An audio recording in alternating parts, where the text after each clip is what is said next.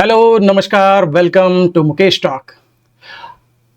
Mutual fund सही है और पीएमएस पावरफुल है, लेकिन अगर मैं आपको कहूं कि आपको इन दोनों के फायदे एक साथ मिल सकते हैं तो कैसा रहेगा? सेबी ने 1 अप्रैल 2025 से स्पेशलाइज्ड इन्वेस्टमेंट फंड यानी कि एसआईएफ के लिए एप्लीकेशन एक्सेप्ट करना शुरू कर दिया था।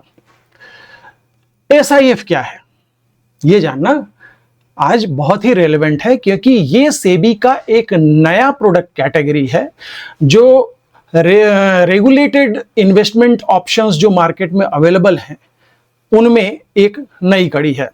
अब जैसा कि आप जानते हैं कि रेगुलेटेड इन्वेस्टमेंट एवेन्यूज क्या क्या है। पहला तो म्यूचुअल फंड है ना, और हम बात कर रहे हैं जो स्टॉक मार्केट से रिलेटेड है, ठीक है, जिसमें पब्लिक आसानी से इन्वेस्ट कर सकती है। तो पहला तो म्यूचुअल फंड है आपका, हमारा सब जानते हैं, इस पे पूरी 4 वीडियोस की सीरीज मैंने बनाई म्यूचुअल फंड पे। इसके बाद है पीएमएस। पीएमएस बहुत पावरफुल है और उसमें आपको स्पेशलाइज्ड सर्विस मिलती है, पर्सनल सर्विस मिलती है। इसमें एक फंड मैनेजर आपके बिहाफ पर इन्वेस्टमेंट करता है और जो भी रिटर्न आता है उसे वो रिटर्न करता है, of course for a fees. लेकिन पीएमएस के साथ एक बड़ी समस्या ये थी कि इसमें एंट्री लेवल ही मिनिमम 50 लाख था, यानी कि इसमें केवल वही हाई नेटवर्थ इंडिविजुअल्स इन्वेस्ट कर सकते थे जो आराम से 50 लाख या उससे ज्यादा इन्वेस्ट कर सकते हैं।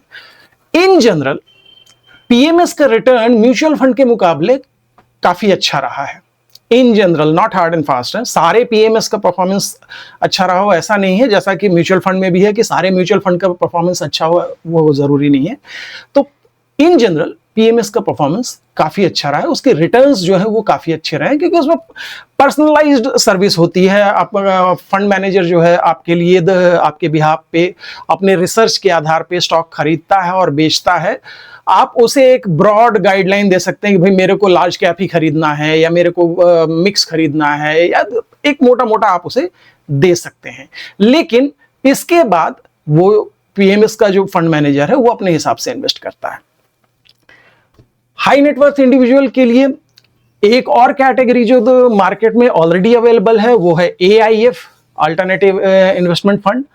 और एआईएफ जो है एक स्टेबल 10-11%, 12% के रिटर्न के लिए, कंसिस्टेंट रिटर्न के लिए जाना जाता है। और एआईएफ के साथ भी समस्या पीएमएस से भी बड़ी थी कि एआईएफ में मिनिमम इन्वेस्टमेंट 1 करोड़ का चाहिए, उससे कम का आप इन्वेस्टमेंट नहीं कर सकते हैं, ठीक है। तो काफी समय से ये एक डिमांड थी कि भाई म्यूचुअल फंड तो आप 500 रुपए से शुरू कर सकते हैं, ठीक है, लेकिन उसके बाद जो एक रेगुलेटेड इन्वेस्टमेंट कैटेगरी है पीएमएस, उसके लिए सीधे 50 लाख का बैरियर है। तो इस 50 लाख और म्यूचुअल फंड के बीच में एक चीज होनी चाहिए, और काफी कंसल्टेशंस के बाद सेबी जो है ये एसआईएफ को लेकर आया है। तो आइए जाने कि एसआईएफ यानी कि specialised investment fund mutual fund से किस तरह अलग है। पहले तो हम म्यूचुअल फंड की बात कर लें, आपके और मेरे के लिए तो भाई सबसे पहले म्यूचुअल फंड ही है, तो पहले म्यूचुअल फंड की बात करते हैं। म्यूचुअल फंड में सेबी ने ये तय कर रखा है कि म्यूचुअल फंड के पास जब फंड हाउस के पास जब पैसा आएगा तो उन्हें इन्वेस्ट करना है। 10 से 15% मोटा मोटा वो लिक्विड रख सकते हैं, लेकिन बहुत ज्यादा वो कैश नहीं रख सकते। उनके पास पैसा आया है तो उन्हें इन्वेस्ट करना ही है। अब इसमें होता ये है, और ठीक है उसमें वो रिसर्च करते हैं कौन से स्टॉक से निकल जाएं, किसको रखे रहें, ठीक है, लेकिन जब मार्केट डाउन टर्न में आता है तो उनके पास ऑप्शंस बड़े लिमिटेड होते हैं। ज्यादा से ज्यादा अपने वो कुछ होल्डिंग को निकालकर जो लो बीटा स्टॉक्स हैं उनमें इन्वेस्ट कर सकते हैं। लेकिन जब मार्केट नीचे जाता है तो म्यूचुअल फंड के रिटर्न्स भी नीचे जाते हैं, म्यूचुअल फंड पर भी असर पड़ता है।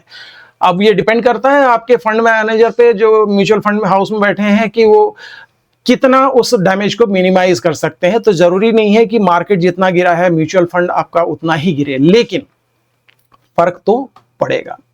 ठीक है, वो अपने डाउन साइड को प्रोटेक्शन का उनके पास एकमात्र तरीका था ऑप्शन के जरिए थोड़ा बहुत हेज करने का, वो भी वो नेकेड ऑप्शन नहीं ले सकते थे, है ना, अनहेज्ड पोजीशन नहीं ले सकते थे।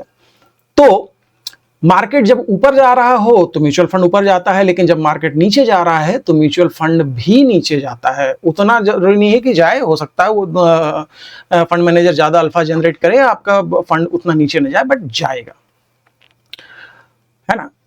पीएमएस में क्या होता है भाई, वहां तो फंड मैनेजर के पास पूरी आजादी है। ठीक है, अगर उसको लगता है कि मार्केट नीचे जाने वाला है, वो तो पूरा लॉक स्टॉक बैरल सब कुछ बेच सकता है। ठीक है, तो आपके वो लॉसेस को बचा लेते हैं।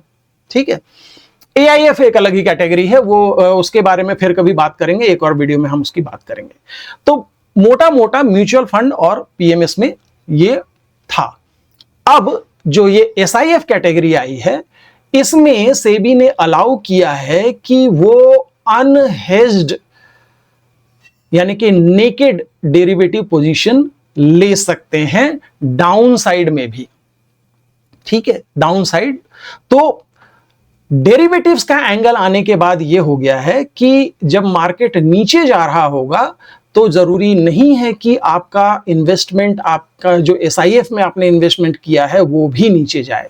इनफैक्ट हो सकता है कि वो एक्चुअली प्रॉफिट जनरेट करे मार्केट के डाउन टर्न में, क्योंकि वो फंड मैनेजर जो है बड़े आराम से नेकेड डेरिवेटिव पोजीशन के जरिए अपने पोजीशन को बचा सकते हैं, आपके लॉसेस को कम कर सकते हैं। तो ये सबसे बड़ा एडवांटेज है। दूसरा एडवांटेज क्या है, ये तो म्यूचुअल फंड के अगेंस्ट एडवांटेज हो गया।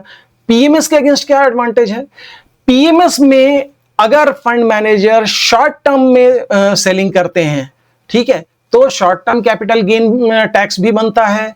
इसके अलावा जो भी ट्रेडिंग हो रही है वो आपके डीमैट अकाउंट में हो रही है, तो सारे जो चार्जेस हैं ब्रोकरेज और एक्सचेंज चार्जेस वो सारे एप्लीकेबल होते हैं, वो जो इन्वेस्टर है उसको बियर करने होते हैं। इन दोनों की चीजों को मिलाकर एसआईएफ को बनाया। एसआईएफ में डेरिवेटिव पोजीशन हो सकते हैं जो पीएमएस में सुविधा होती है, और टैक्सेशन जो है वो म्यूचुअल फंड का लगेगा। तो है ना कमाल की बात। एंड गेस व्हाट, इसमें जो मिनिमम इन्वेस्टमेंट की जरूरत है वो है 10 लाख रुपए मात्र।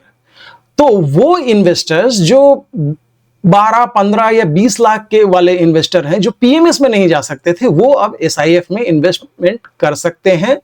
और थियोरेटिकली, क्योंकि ये म्यूचुअल फंड और पीएमएस के बीच में चीज लाई गई है, तो थियोरेटिकली आप उम्मीद कर सकते हैं कि शायद म्यूचुअल फंड से थोड़ा अच्छा रिटर्न इसमें आएगा, प्लस आपका डाउनसाइड रिस्क जो है वो पूरी तरह से प्रोटेक्टेड होगा अगर फंड मैनेजर इस जो एसआईएफ का कॉन्सेप्ट है बिल्कुल उसको लेकर चले।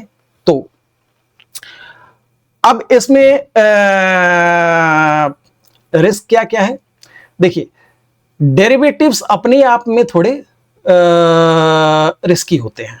ठीक है, तो आप शॉर्ट टर्म व्यू लेके नहीं चल सकते एसआईएफ में। एसआईएफ में आपको लॉन्ग टर्म व्यू लेना पड़ेगा। इनफैक्ट जहां तक मेरी जानकारी है, एसआईएफ से पैसा तुरंत निकालना भी पॉसिबल नहीं है, उसमें एक कूलिंग पीरियड है ना। तो म्यूचुअल फंड में तो आप तुरंत जिस दिन चाहते हो उस दिन पैसे निकाल सकते थे, लेकिन एसआईएफ में ये पॉसिबल नहीं होगा।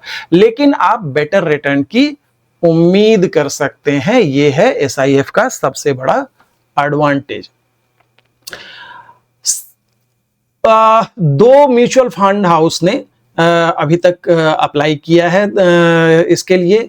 एक तो क्वांट म्यूचुअल फंड है, एक ईडलवाइस म्यूचुअल फंड है, और शायद कोई एक और फंड है जिसको अप्रूवल मिल गया है, लेकिन एक्चुअल फंड अभी तक किसी ने लॉन्च नहीं किया है। और उसकी भी इंटरेस्टिंग स्टोरी है। स्टोरी ये है कि ईडलवाइस म्यूचुअल फंड जो है वो शायद जुलाई में लॉन्च करने वाले थे, और फंड हाउस भी प्लान कर रहे थे, लेकिन मार्केट में अभी सफिशिएंट नंबर में डिस्ट्रीब्यूटर्स अवेलेबल नहीं हैं। सेबी ने मैंडेटरी कर दिया है कि जो डिस्ट्रीब्यूटर होंगे एसआईएफ के, उनको NISM 13 एग्ज़ाम पास करना है, और अभी सफिशिएंट नंबर्स में distributors they are appearing for the exam, but अभी उतने ज़्यादा पास नहीं हो पाए हैं। बट नॉट टू वरी, क्योंकि yours truly has cleared the exam 3 months back। जब ये एग्जाम शुरू ही हुआ था तब ही मैंने क्लियर कर लिया था। अपनी तारीफ करने के लिए नहीं, सिर्फ ये बताने के लिए कि जिसने इतनी जल्दी ये एग्जाम क्लियर कर लिया हो तो उसमें थोड़ा तो ज्ञान है, और एक वही आदमी आपको सही सलाह दे सकता है जो थोड़ा बहुत जानकारी रखता हो। तो एनीवे, SIF के बारे में हम अगले वीडियो में और बातें करेंगे, क्योंकि इसमें बहुत कुछ बताने के लिए है। बट ये काफ़ी एक्साइटिंग नया प्रोडक्ट आ रहा है और जिसका मार्केट को बहुत इंतजार है, और आपके लिए भी ये इन्वेस्टमेंट के लिए एक बहुत अच्छा मौका होगा। तो SIF के लिए प्लान अभी से कर लीजिए, क्योंकि उसके फंड्स बहुत जल्दी लॉन्च होने वाले हैं। तो अगले वीडियो में SIF पे और बातें करेंगे। तब तक के लिए बाय बाय। अगर आपको वीडियो का कंटेंट अच्छा लगता है या आप कुछ और भी जानना चाहते हैं तो नीचे कमेंट सेक्शन में हमें बताएं। कृपया इस चैनल को सब्सक्राइब करें, वीडियो को लाइक करें और दोस्तों के साथ शेयर भी करें। बेल आइकॉन का बटन दबाना न भूलें।